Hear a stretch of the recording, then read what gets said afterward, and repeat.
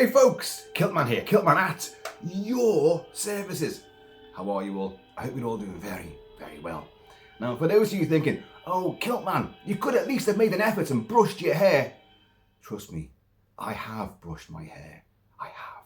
The brush is in there somewhere, never to be found again. Now, Peter Cushing, we know him, we love him. A luminary of horror, a titan of terror. His legacy is eternal. One of the gods of the genre. But not just horror, but every genre. He acted in every single genre and was genius in every single one. Props Peter, he was known as. He always had something to hand. It could be a cigarette, it could be a candlestick, it could be a hammer and a stake, it could be all sorts of things. But he'd use them to keep your attention on him throughout the scene. So, also a great scene stealer as well. Which you had to be if you're acting opposite Christopher Lee a lot of the time. But anyway, Peter Cushing died back in 1993 of cancer. And we rue the day, of course. And he's causing controversy from beyond the grave. Yes, I said controversy, not controversy. I don't like that. It's wrong. It's controversy. How's he doing that though? Well, it's not his fault actually. But this is a weird story. This came to light literally about 2-3 weeks ago. And I've been following it, but I've been waiting for a verdict because there's there's a judge involved in this, and it's a referred judgment. So it'll happen sometime later after the hearing, which has took place. But I've not heard what the verdict was. So I was biding me time waiting for that, and now, well, let's talk about it anyway. And what it is, you had Hammer, you had Amicus, and you had Tyburn, all great horror film studios in the UK during the 50s, 60s, 70s. And, well, especially Hammer. Hammer is the greatest, of course. Amicus is there as well, but Amicus was they were more portmanteau movies than actual full-blown gothic feature films with an ongoing story. And they were a bit more family friendly as well. They weren't quite as mean-spirited or as nasty, but they were great. Then you had, of course, Tyburn and Witchfinder General. Oh my God. You know, Cry of the Banshee. They were slightly more controversial again, but were great. You had another studio called Tyburn. I've just mentioned Tyburn Films. They only made 4 movies, and they weren't very good. They came to light. It was the great cinematographer and director who worked for Amicus and Hammer a lot of the time. Freddie Francis, the great Freddie Francis. My God, Oscar-winning cinematographer. Cape Fear, The Innocents. Oh my God, this guy was a genius. His son, Kevin Francis, formed his own rival horror film studio in Britain called Tyburn, and he wanted to rival and compete and overtake Hammer. Yeah, I mean, there's many quotes of his saying that, you know, Hammer's had its day. It's all doing the same old cozy, quaint stuff, which they were, and they were being defeated by the big league, of course, the independents in America, and also the mainstream American movies like The Exorcist, which was just destroying anything that a low-budget company with its gothic verve and joie de vivre of the same old family cast members all the time and the same old sets being reused and redressed. They were kind of being kicked out of the way. And independents like George Romero with Night of the Living Dead obviously changed the landscape of horror, and Hammer could not compete, nor could Amicus. But Tyburn thought they could. But oh, they couldn't. They couldn't. They had 4 movies. Persecution with Lana Turner in 1973, I think it was. Then Tales That Witness Madness, which was a portmanteau movie with Donald Pleasence and Joan Collins in 74. And then 2 in 75. The Ghoul with John Hurt, Don Henderson and Peter Cushing. And the gorgeous Alexandra Bastido. But it was crap. It was a reworking of Hammer's The Reptile from 1966. and a really, really inferior version of it as well. Rubbish. And then the one that I like most of all, but it's still pretty naff, Legend of the Werewolf, also from 1975. And you're hearing Harry Robertson, the great Scots composer, Harry Robertson's score for Legend of the Werewolf right now. I'll talk more about that. But first of all, I'll have a swig of whiskey, because we're going to go a few deviations on this. Well, you know what I'm like. So what is this controversy that's happening? Controversy. Oh my God, I just usurped myself by saying controversy. There's not enough of this to make me pay penance. Which is why there's 2 more bottles just over there. Hey! Now, Rogue One. Yes. Lucasfilms. Rogue One. Disney. The Star Wars offshoot. The only Star Wars movie for decades that I've actually really enjoyed. And I did enjoy it. Featured Peter Cushing. Yes, it did. As Grand Moff Tarkin, who he played in Star Wars from the 70s, the classic Star Wars. And they used his imagery for just the final shot of the viewing the newly built Death Star. And you see Grand Moff Tarkin there in his grey fascist, imperial uniform, sort of like surveying. Right, okay, we've got this battle star, this Death Star, which can destroy planets. Okay, off we go. There's an ominous portent about it, and the way that they used Peter Cushing's visage, his image, I thought was brilliant. Loved it. It's also great for having Darth Vader actually slaying loads of rebel soldiers. Oh my God, it was fantastic. Seeing him use the Force and actually using the lightsaber and cutting people in two and all that. It was great. So they did that back in 2016, and it was great. Tyburn Films, who haven't existed as a film producing company since, I think, God, the 80s or whatever. They were doing TV stuff, I think.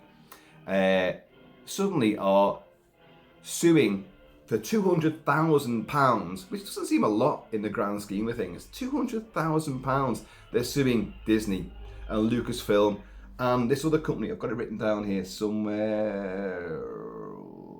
Lunac Heavy Industries UK. I don't know who they are, but they're suing them because they apparently think they have the rights to Peter Cushing's image.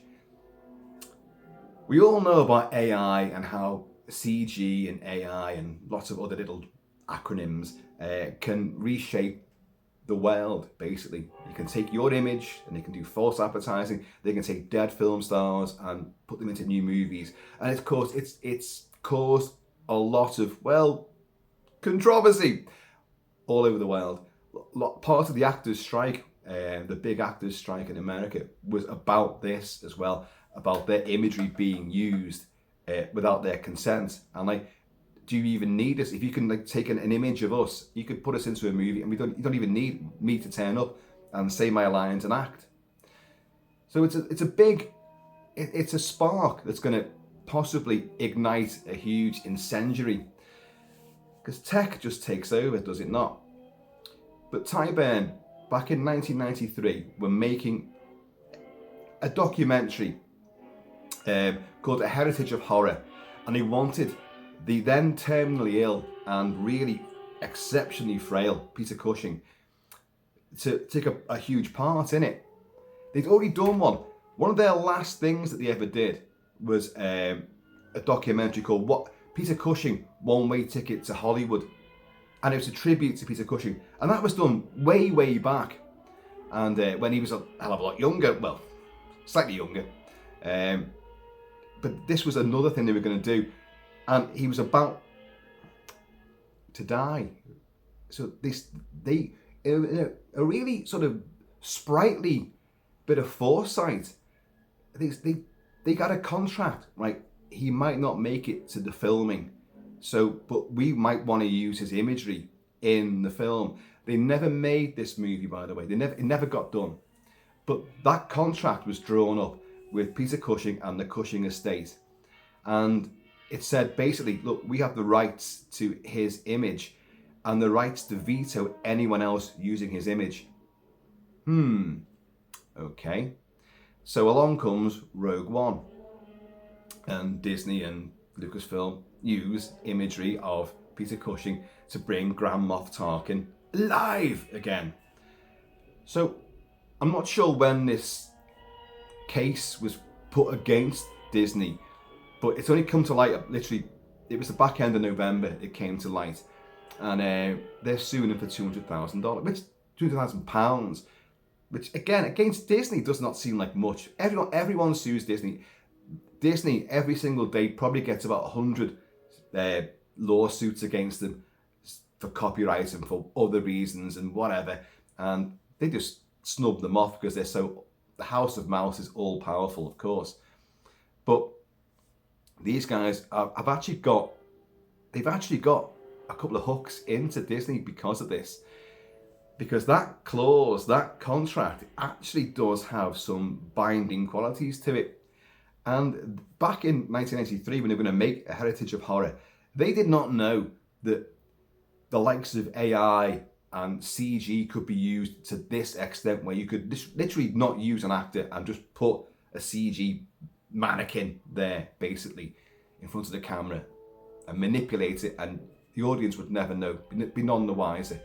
If ABBA can go on tour and they're just fucking holograms, you know, and none of the band are actually there, but it fools everybody. Apparently it does. Apparently it's really good. I didn't go and see it, but apparently it's dead convincing. And we know the tech is there to do this. But Disney said, well, you know, we use the footage from Star Wars to do this. So Disney and Lucasfilm have got a real sort of counter-attack. They've got a proper defense there. I'll read you some of the stuff that's been said. Right, now, Jonathan Hill, barrister for the Disney firms, so that's the umbrella for all the Disney companies that are involved in this, told High Court Judge Francesca Kay that Tyburn signed a deal with Cushing in 1993 over him appearing in a TV movie provisionally entitled A Heritage of Horror, which was never made. Part of that contract had, this is in quotation marks, had sought to make provision for the fact that Mr. Cushing was terminally ill, and so there was doubt as to whether he was able to contribute to the TV movie itself. Tyburn says this gave them the right to veto the star's special effects image being reproduced if the film was not made. Mr. Hill said the claim to have first dibs on special effects use of Cushing's image was not realistic, as Tyburn had never recorded any footage of him to recreate the star. Well, Tyburn had recorded footage. He's in 2 of their movies. He's in The Ghoul and he's in Legend of the Werewolf. So they have got footage of a younger Peter Cushing. Cheers, Peter. Here's a prop for you. And it's never too far away from my hand either. Like a cigarette was never too far away from Peter Cushing. Right. Tom Moody Stewart, KC. KC? I've heard of QC. What's a KC? I know. For Tyburn. So this guy's acting for Tyburn. Told the judge, my clients were given a contractual right to be the first to use or the right to withhold consent for Mr. Cushing's performance rights being reproduced by technological means. So it's a complicated thing. Right? There's more. Now, God, this archaic computer, and it's the House of Mouse. This mouse is clearly not working on all cylinders. Needs a bit more cheese. Lucasfilm needed 2 consents for it to be fair to use. This is what they're saying. This is their argument. 2 consents for it to be able to use the image of Peter Cushing after his death in Rogue One. Lucasfilm needed 2 consents for it to be fair. One from the estate, that's Peter Cushing's estate, or the executors of his estate, and one from Tyburn. this is something that at the very least is an arguable claim. And it is, because they didn't get consent from Tyburn. Oh shit. The judge reserved her judgment. So, this is a weird one, folks, isn't it? Who's in the right, who's in the wrong? I think, I'm no fan of Disney. I used to be, when Disney was wholesome and full of, non-wokeisms. But Disney now, I don't give a toss about Disney. They've ruined pretty much every franchise they've got their little rodent fingers into. And, but they've got a point. Rogue One, they used footage from their own property, Star Wars. Star Wars was done before Tyburn ever had a contract with Peter Cushing. Well, apart from the 2 films he made, The Ghoul and Legend of the Werewolf. But this contract that they signed up before A Heritage of Horror, which I wish it had got made. It sounds great, Another big sort of TV movie, Leviathan documentary with Peter Cushing at the helm. Even at that late stage in his life, would have been great to have seen. So Disney haven't really got anything to argue about. We use footage that we had and we own, so you can just go swivel. Tyburn, go burn. What I think lies behind this, apart from just the money grabbing aspect of it, let's take now one of the big conglomerates, one of the big companies. They think they get away with everything, but we're a small company. We're going to take them down. Tyburn did those 4 movies, all of which were crap, and literally crap. And despite the fact that Peter Cushing was in 2 of them, and John Hurt and Don Henderson and Lana Turner, for God's sake, there were some great ideas, but the films were lacklustre, despite their promise from Kevin Francis that, we're going to take down Hammer. We're going to assume the new role because they're old school. We're going to compete with the big American stuff. Well, they didn't. They massively didn't. And none of their films were a success. And they're all quite... People say the films are quite rare to get hold of. I've got all of them. I've got a Blu-ray of Tales of Witness Madness. I reviewed that for AV Forums many years ago when it first came out. But the VHS releases they're like rocking horse shite. They're so rare, so hard to find. But people go out to collect them, which is a bit bizarre. But Legend of the Werewolf is the one that, as I say, I'll come on to that a bit more. People say you can't get hold of that. Well, I did. I've got a DVD of that. Not a Blu-ray, but a DVD. But if you look for these other movies, they're currently unavailable. You can't get hold of them. Well, you might find some scalper on eBay that's got a copy, but don't fall for that. So I think what's initiated this, Tyburn, Kevin Francis is still alive. His dad died a good while ago, but Kevin Francis is still alive. I think if he's still in control of this, of Tyburn, they want to get their movies released onto a big UHDs, 4K. They want to do that and get some moolah back. That's what they want to do. But so to get the money to do this, they're suing Disney. This is only my supposition, Your Honour, and I could be completely wrong. Because I kind of like anyone that goes up against, Disney. Disney always sounds dead cute, doesn't it? Disney, Disney World and Disney this, Disney that, and all these princesses, and it's lovely, Disney. Everyone's all happy and all that. Disney is the most vicious, nasty company the world has ever known. Their work ethic, their business model is destruction. They literally are a Death Star. That's what they are to franchises and other studios. And big business everywhere. They will get in there, corrupt it, take it, treat their staff like shite. That's what Disney is. Sorry. And even Disney is, Uncle Walt Disney was a bit of a dark bastard himself. So, they're not that cutesy, quaint, sort of, lovely family promoting image that they like you to think they are. They're actually a shower of bastards. And so they should be taken down, I think. But is this a viable case? I don't think it is. I'm torn on this. I think that Tyburn with that contract was pretty. They were really forward thinking there. They did not know that people could be used, that image could be used and abused in such a fashion. I know laws are being written up right now for actors and their rights that, you can't suddenly start bringing John Wayne back and making a new John Wayne movie. Although we all think that that's going to happen at some point, not just John Wayne, but all the other actors who've died, all the other great celebrities could be brought back. And part of you, don't lie, part of you thinks, I wouldn't mind seeing that. I wouldn't mind seeing a younger John Wayne in a Dirty Harry movie, because John Wayne famously turned down Dirty Harry. An ultra right-wing detective who shoots first, asks questions, well, doesn't ask questions, simple as, apart from one, did I fire 6 shots or only 5? He won't ask questions. That was a pure John Wayne role, and he turned it down, and Clint got it. And John Wayne was like, oh shit. So he did McHugh and what's the other one, Brannigan, as a ultra right wing copper to try to I could have done Dirty Harry, I could have been Dirty Harry, but no, you were just stupid John, basically.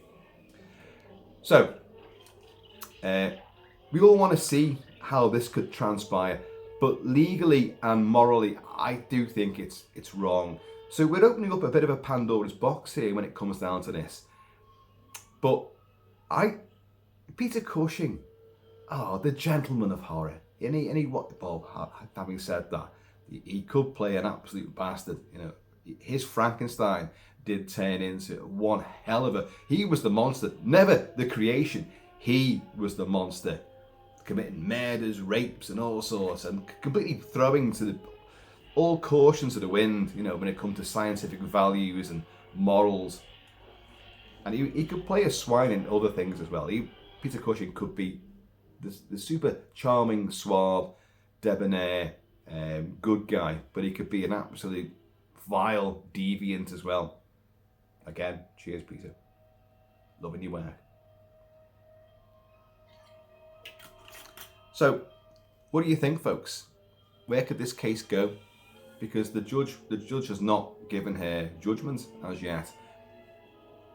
I kind of want Disney to be kneecapped from a little fledgling British company, but I think the British company are pushing their luck and really, is it worth it?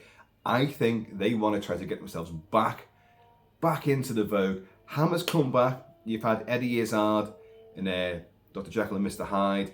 There's something else coming up, and Amicus are apparently on the way back. So Tyburn are thinking, hey, what about us? Maybe it's our time to be resurrected.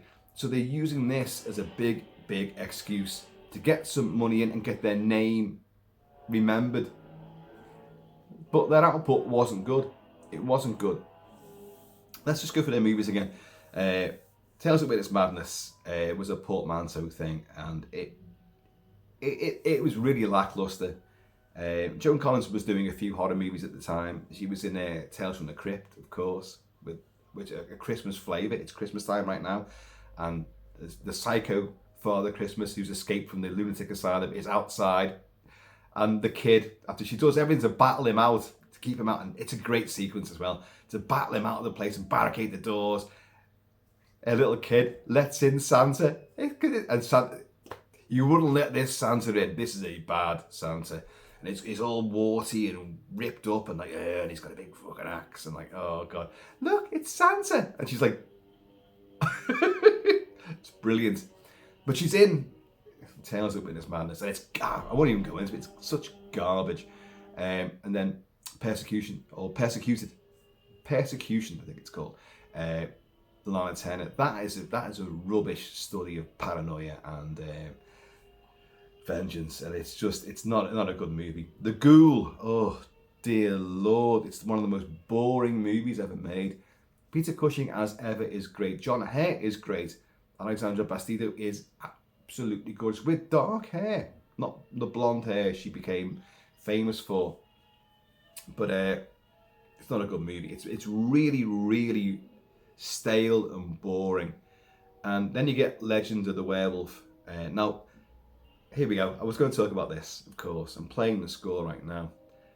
That rare DVD of it, which I've got, as usual, I wanted to have it sort of in the background and say, look, I've got that ultra rare DVD. I can't find it. Bloody hell, I can't find a bastard. As usual, the spooks of Kilt-Man have wrought their evil black magic, and it's been wrenched into limbo. I have got it. I will find it, because I've got a feeling I wouldn't mind reviewing it. I'm going to kind of review it now.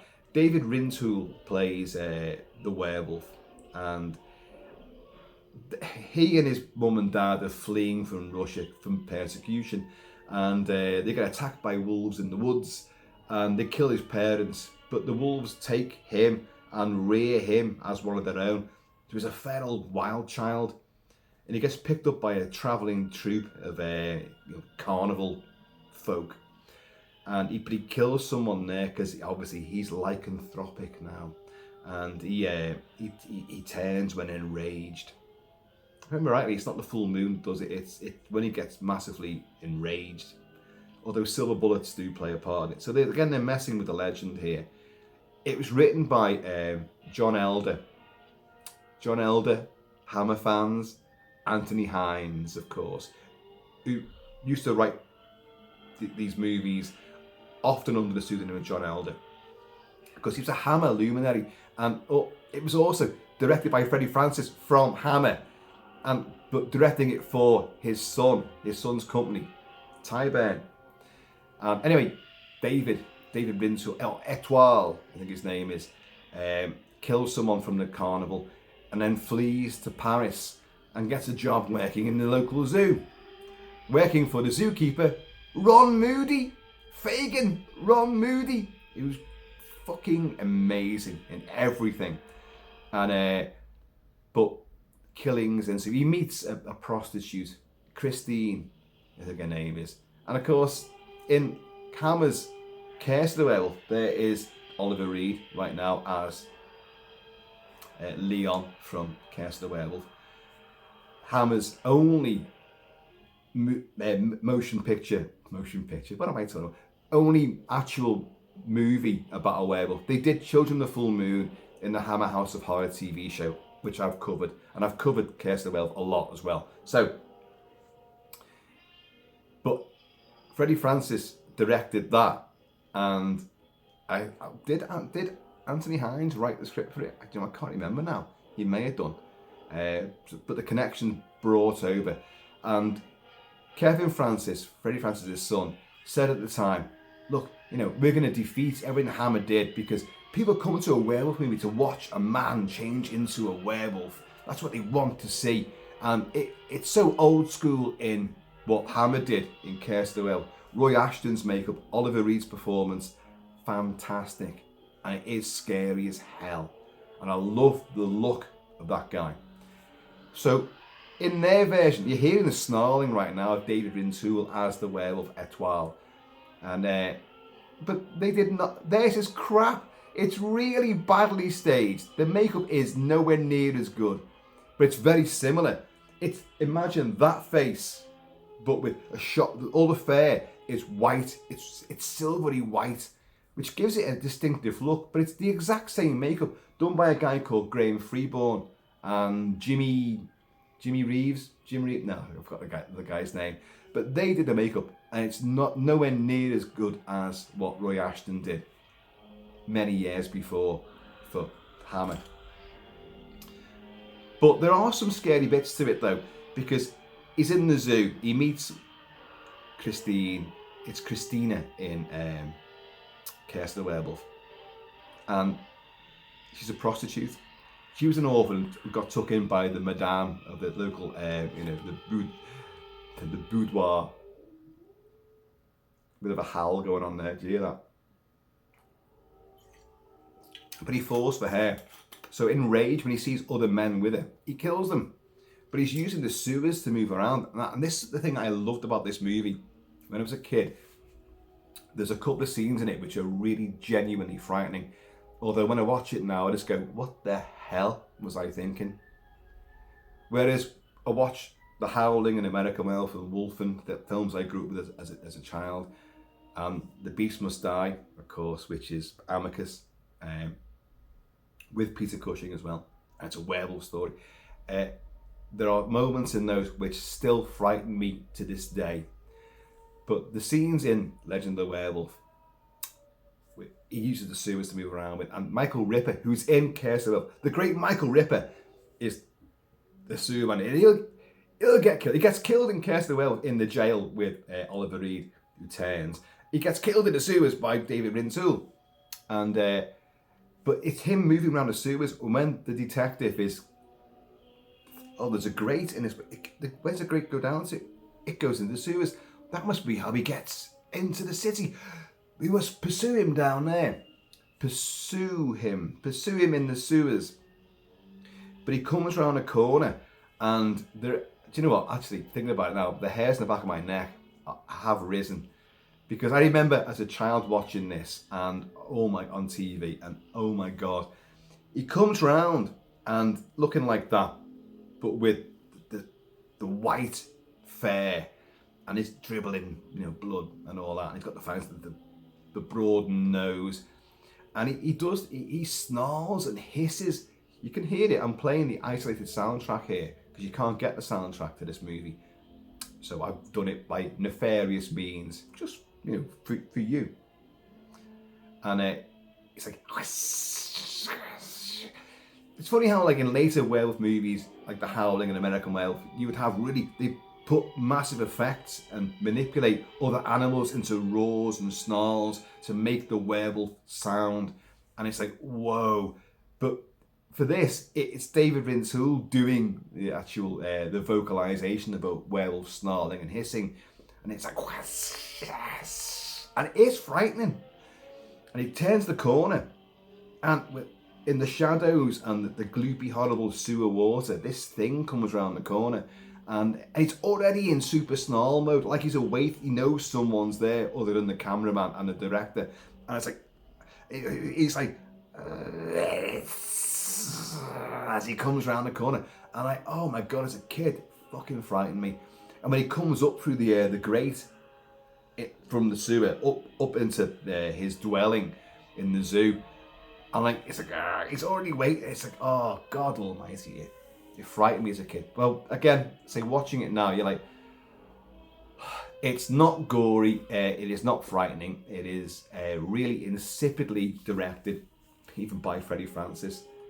You gotta wonder, he's working for his son's company, but Freddie Francis would work for a lot of other people. He worked for Amicus, he worked for Hammer, a lot.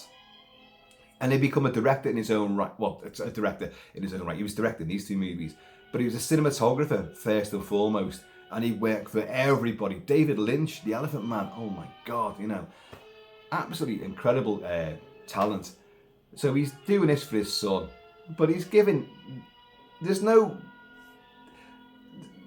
sort of mise-en-scene, there's no deliberate, I'm directing this with like a knife, I'm going to have this happen here, this is going to happen over here, and you're going to be confused, you're going to think that's going to go on, and then this is going to come out again. There's no technical verisimilitude to what Freddie Francis is doing with these movies. And it's almost like you guys ain't, I know you're my son, but you guys are not going to be anywhere near the quality of Hammer or Amicus or Tyburn, In fact, or anyone for that matter. But their films do have a bit of a cult following because they're so, I don't know, because there's only like, what, 4 of them? That's it. So you can collect them all if you can find them. That's the thing as well. They're probably on YouTube. They're probably downloadable. You can probably find them anywhere, but it's getting actual physical media copies, which is the thing, and which we all like, and is what's pissing me off right now, because I can't find the very one that I like most out of a mediocre quartet is this one. I wouldn't mind watching it again though, because this has kind of fueled my my interest in it. I love werewolf movies. You guys all know this. It's my my favourite monster of all time, my favourite creature. And I'd love to sort of give Legend of the Werewolf a proper bit of coverage. But if I find that DVD, if it comes back through the vortex, where the hell's it gone? And the thing is, it looks like they've ripped off Curse of the Werewolf as well, because you've got a close-up of his eyes. Of course, famously in Curse of the Werewolf, it opens with just literally a shot, opening credit sequence of Oliver Reed's eyes in Roy Ashton's makeup, and they're feral, they're raged, and you've got this. You can't see the full face, just the eyes, and they're frightening, but they're crying as well, because he's a reluctant werewolf, as is David Rintoul in Legend of the Werewolf, and they used his eyes in the same way from that makeup in the promotional material as well, quite prevalently, and because they realise it could be a wolf that's doing the killings, he has to go, and because he gets taken in by the zoo. Sorry, did I say that before? Can't remember now. He flees from a killing at the carnival, and he goes to Paris, and he ends up working for Ron Moody, the zookeeper, and he's looking after the wolves, and he ends up, because Peter Cushing's in this movie. The whole point of this fucking video is Peter Cushing, and he's in this movie as well. He's the pathologist. He's eating butties whilst doing autopsies, and he's quite jaunty in this, and he's acting, he's loving it. Hugh Griffiths is in there as well, another great actor, and they're both giving it loads. And Rintoul is doing the best he can. It's just the film just has no atmosphere. It's just not scary, and you just don't give a toss. But it's almost like Peter Cushing perhaps knows this is inferior, this is beneath what he normally does, but Peter Cushing will always give, the best he can. He'll always work for the producer, the director, and the rest of the cast members. He will do what he can to elevate even mediocrity, and he does his best here. And he's having a laugh doing it. You can see he's enjoying himself. And he's eating sarnies whilst, looking at wounds and ripped up flesh. It's not gory, folks. The film is not gory. And where was I going with that? Where was I going with that? David Rintoul's good in it as well. He went on to play Dr. Finlay, didn't he? There's a poem there. Dr. Finlay, didn't he? And he's a good actor. And he gives it, the earnest quality. He's a reluctant werewolf like Oliver Reed was. And of course, it will hinge on him wanting to, almost going for the person he loves most of all, the hooker. But, Bastido was an absolute treasure.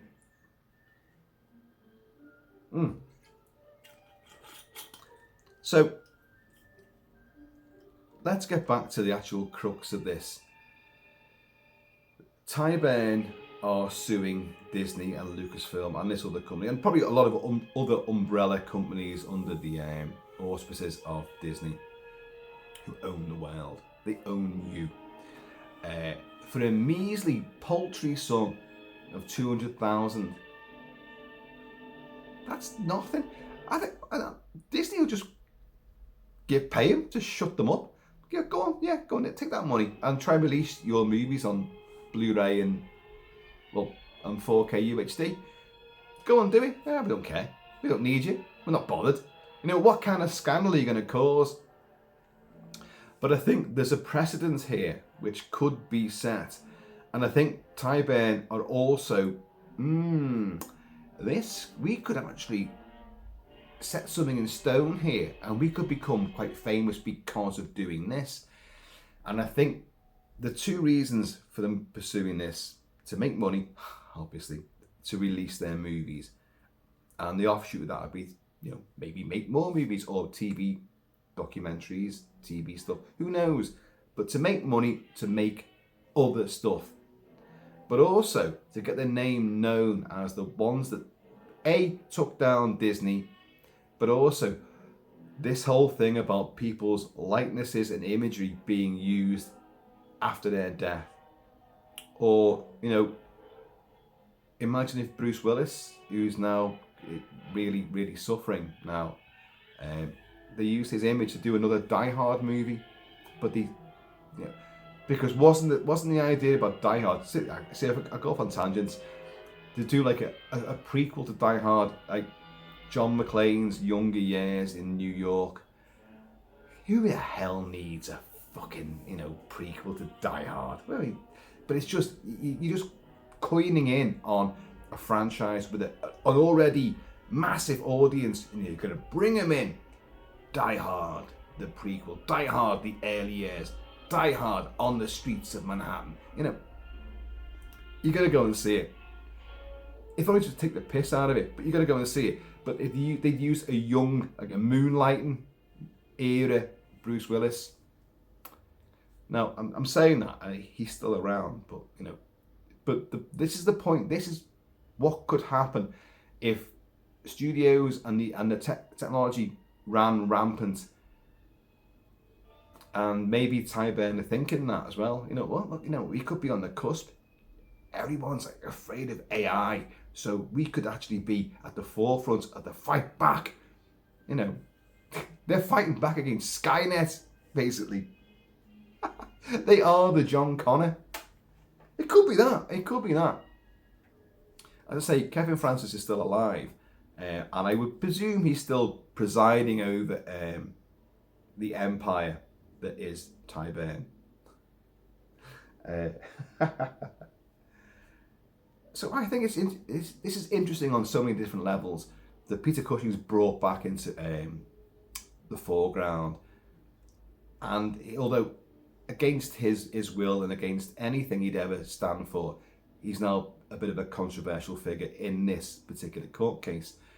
Tyburn, a fledgling, small and not very good film company, which had grand aspirations for doing great stuff, but out of a very deliberate and very quotable rivalry with Hammer, because Kevin Francis, whose dad worked for Hammer as well, for God's sake, was actively seeking to like their shit. We're the new boys, we're the new kids on the block. We can take them down. We're going to show you where it's really at, and really didn't. Even Hammer, in their failing years in the early 70s, were infinitely better. Captain Kronos, Vampire Hunter, it could possibly be my favourite Hammer movie. I've covered it, I've said it many times. I love Captain Kronos. It's so out there, so experimental, so bizarre, so funny, so scary, so action-packed. It has everything. That was Hammer bringing in Brian Clemens from the Avengers to write, produce and direct it. I think he did everything on that. To do that movie, being swashbuckling and vampires who don't suck blood, they suck the life out of people. They changed everything, and it was clearly earmarked to be, an ongoing series of movies, if not movies, and a TV show. And we all want it. You all know Captain Kronos is the man.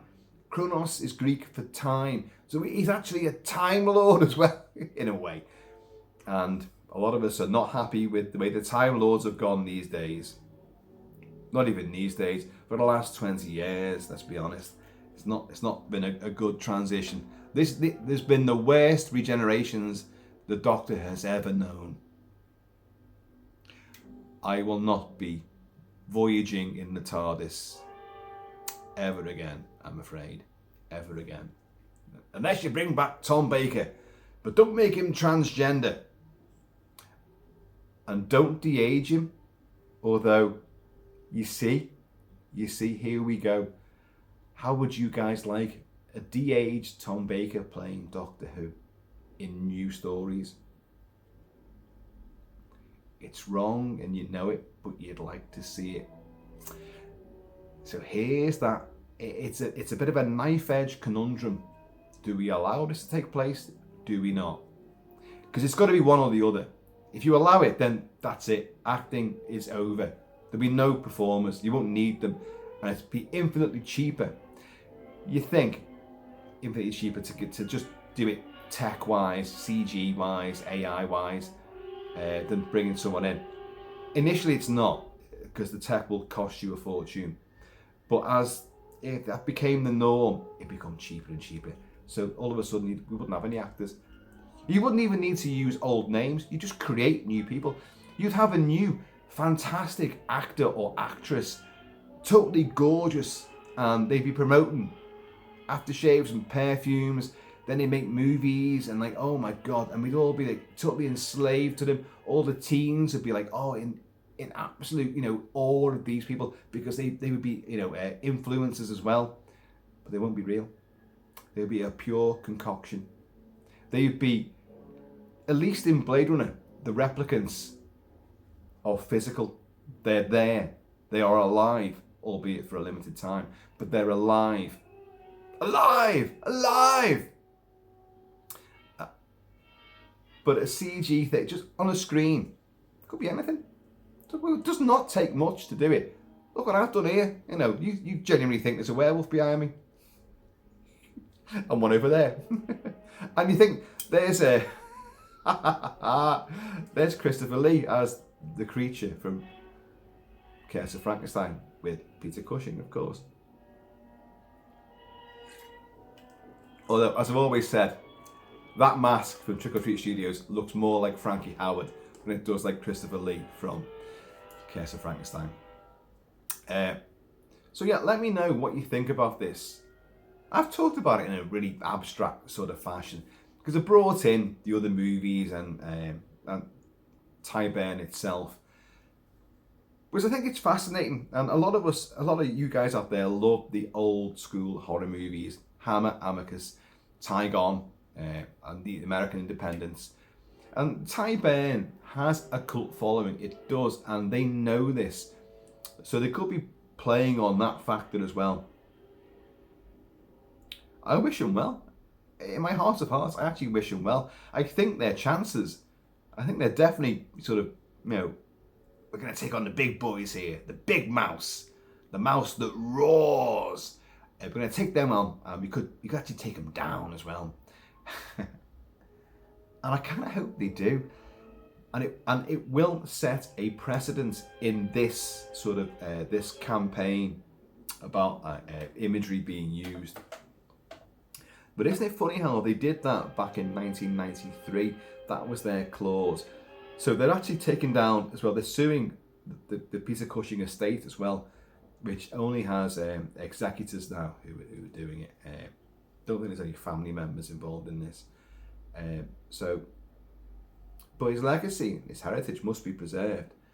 And I don't like his name being dragged into any kind of dispute, although it's nothing to do with him, not at all.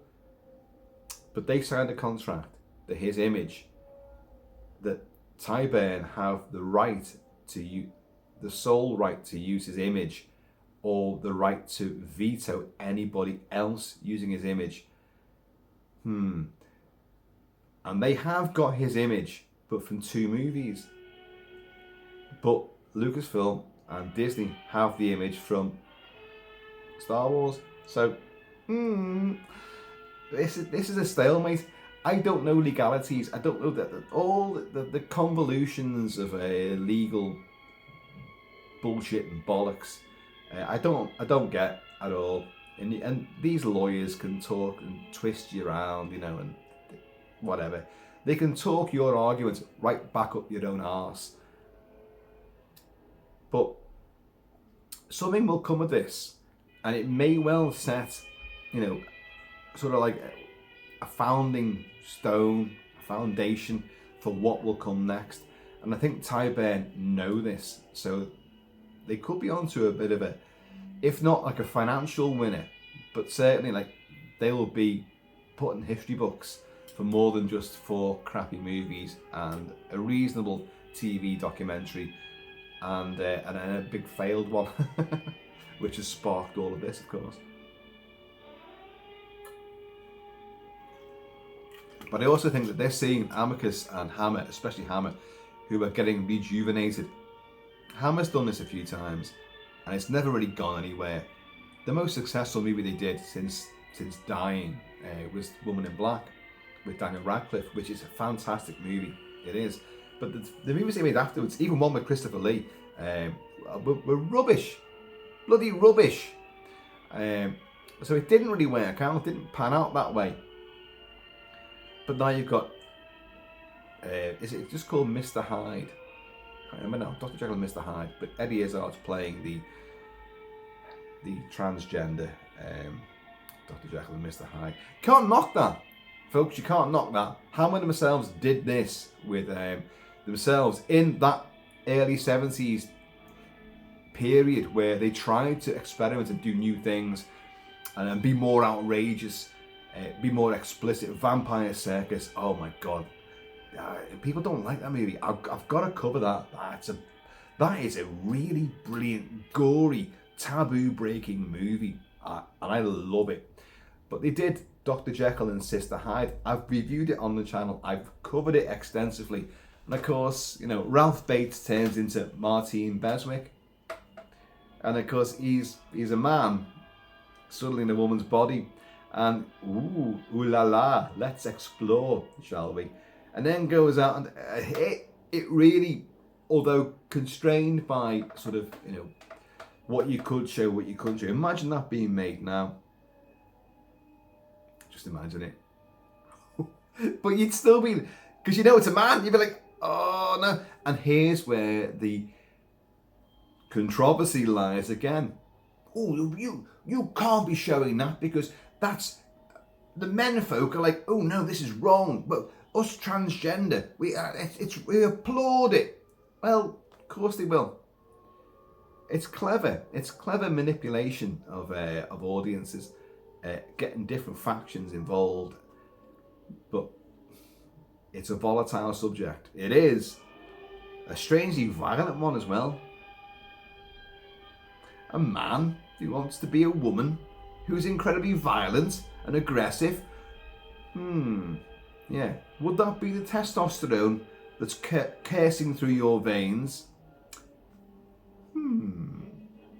Is that why you're so good at sports? And you win gold medals when you're really a biological man competing in women's sports? Oh, well, I don't know. It sounds very controversial to me, but I won't get involved because you say one word wrong about this. Oh, you're cancelled. Cancelled, I tell you. Cancel you right now. How dare you? I said we go off on tangents, didn't I? But yeah, so Peter Cushing is being sued. Well, his estate is being sued by Tyburn. I do want to find Legend of the Werewolf, I do. The makeup is clearly a rip-off of Roy Ashton's. Clearly. But the innovation is making because I think the great thing about what Roy Ashton did with Kesself was making the fair very grey and shot through. And it's a very strange look that he has as well. Sort of like this sort of, I don't know, sort of trifle colours on the font, shot, the pallid skin shot through with sort of like the blackberry or raspberry sort of tint. But the jutting, you know, underbite and the fattened, broadened nose. It's a great effect. But all Graham Freeborn did with David Rinsoul was the same thing. The same thing. Just changed the hair colour. That's all he did. That's all he did. But gave added hissing and snarling. Well, that's David Rinsoul who did that. And it is good.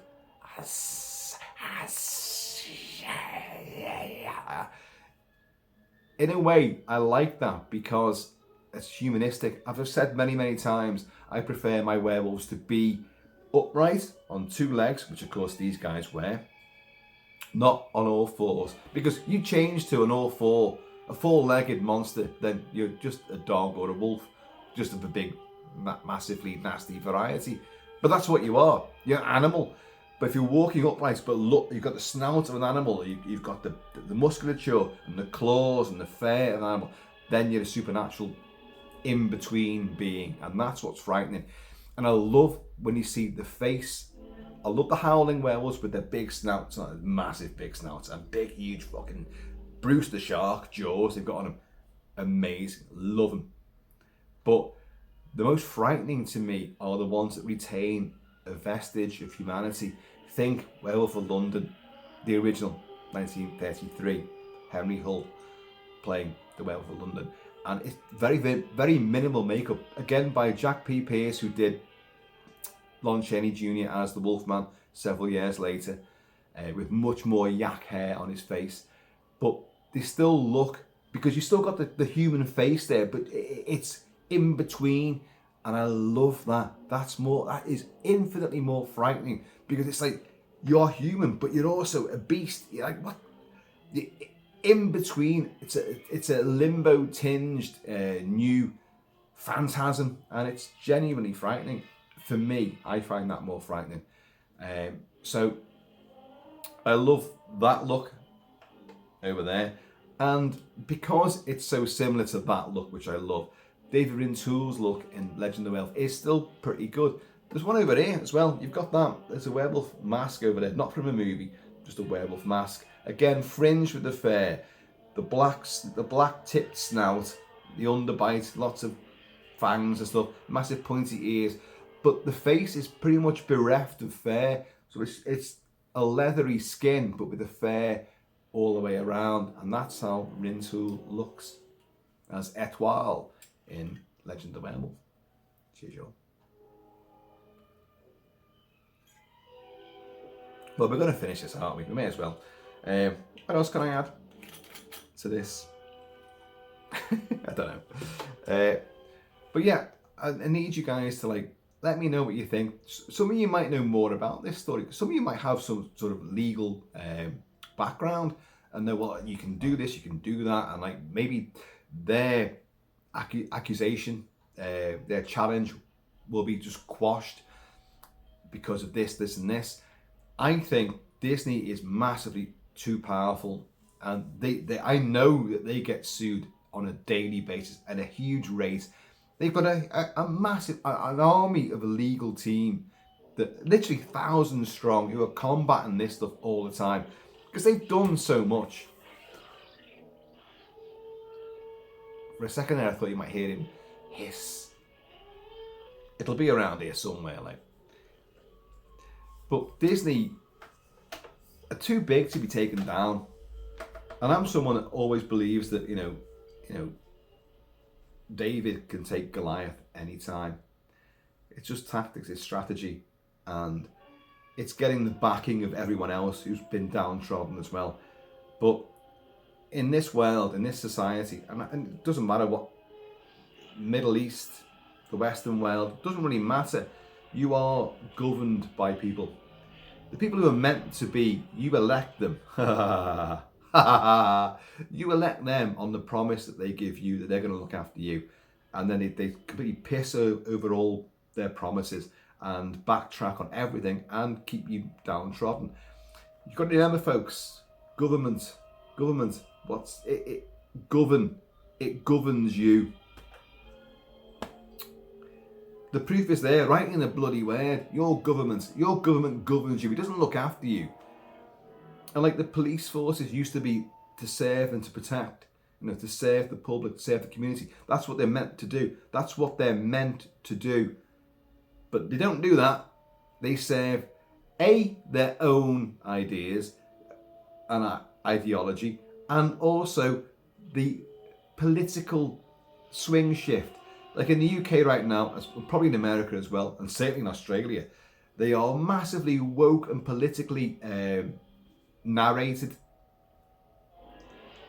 The police just enforce the law.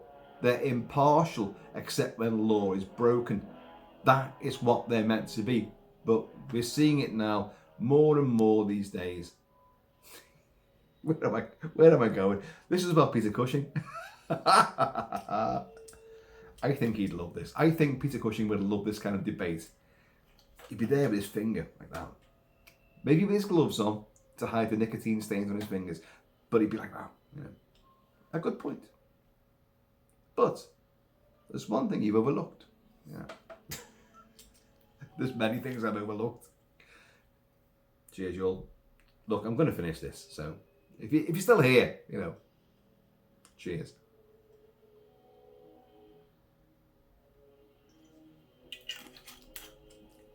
there is I think the guy defending Tyburn actually said the whole clause was written about like having access and sole rights to Peter Cushing's imagery being, we own it, or we can veto anybody else using it.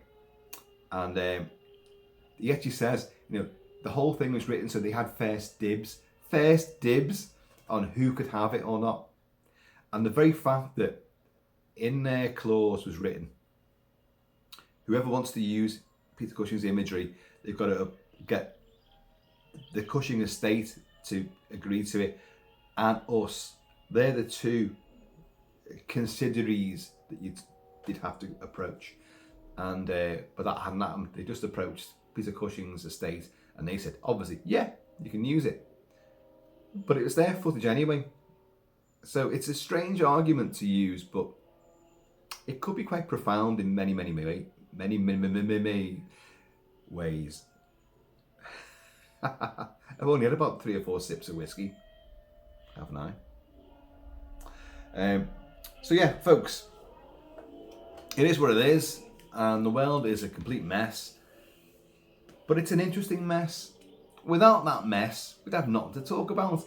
If everything was hunky-dory, it'd be boring as hell. Would it not?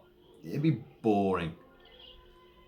You go to pubs and people talk, and like, I don't want to talk about the fucking weather. I don't want to talk about like what was on TV last night. Well, sometimes I do. I'll be honest, sometimes I do.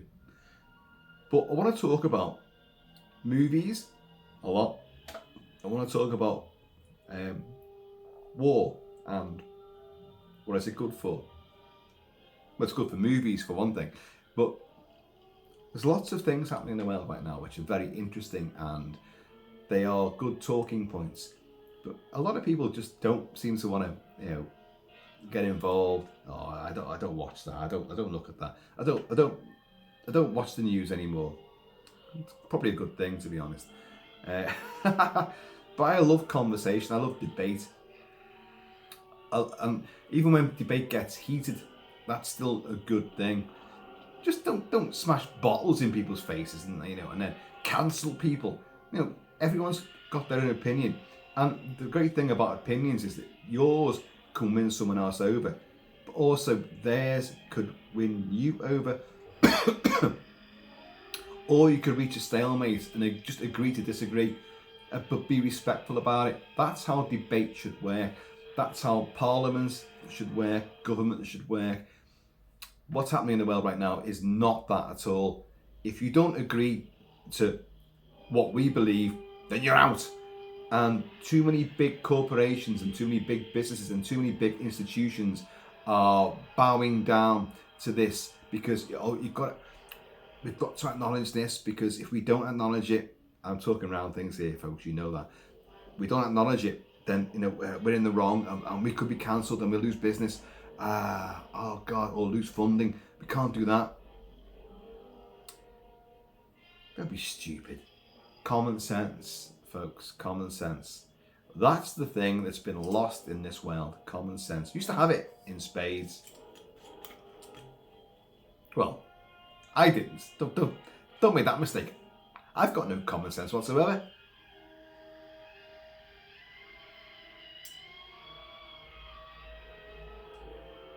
Alexandra Bastido screaming there. The thing about whiskey, of course, like, never sling out the bottle or even your glass when you're drinking whiskey, because what it does, you may have like necked that, as I just did, but it slides back down again. There's always tons more. You can leave that for another 5 minutes and there'll be a little pool under there. Leave it for like another hour, there'll be even more. And you swig that down and then leave it again, there'll be even more. And you do that with your glass in the pub, or your glass at home, or your chateau, or whatever. Leave the glass. Whiskey's whiskey. Beer is beer. You drink beer, you down your bottle of Bud or your pint of whatever. Got a little bit left there. So fucking what? It's just beer. It's fucking, what, 4%, 5%? Usually, Okay, some go beyond, but you know, you're not drinking that as a rule. And you're not even going to like fucking preserve that because you've got a bit of froth involved in there. But whiskey, every drop counts. Every fucking drop counts. So, anyway, folks, this has been a Monday morning. And I've drunk a fair bit of whiskey there. And it's only, what? Yeah, it's still mid-morning. And we discussed a fair bit, did we not? So, also, let me know what film you want me to do a commentary on. I keep doing this, don't I? At the end of these videos, I keep going, I'm going to do this and I'm going to do that. Every time I do that, it never happens. But give me some ideas. Really, I know Outland is looming large. Sean Connery, High Noon in Space. A film I love as well. In fact, if you look, well, if I just pan that around, you'll see a poster for Outland is just there. Yeah, but the lights fucking about like. I love the movie. Saw it when it first came out, and the photo novel got the Alan Dean Foster novelization of it, and I love Peter Hyams as a director, and I love Sean Connery, obviously.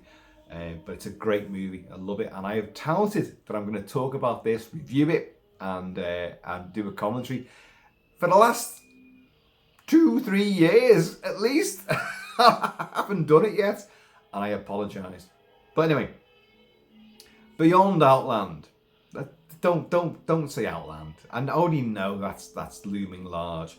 But what other films do you want me to do a commentary for? Because I want to get back into doing that.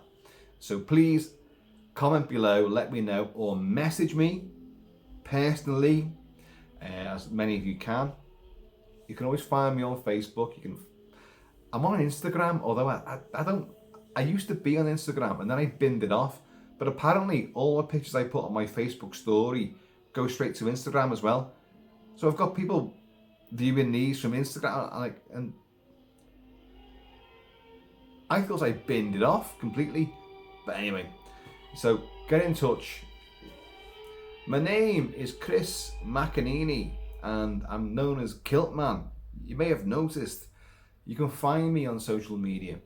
So get in touch and let me know what you want to be commented on.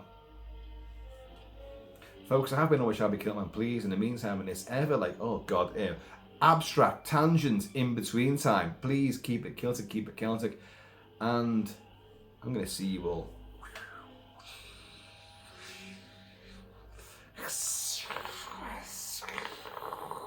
in a Tyburn sewer near you.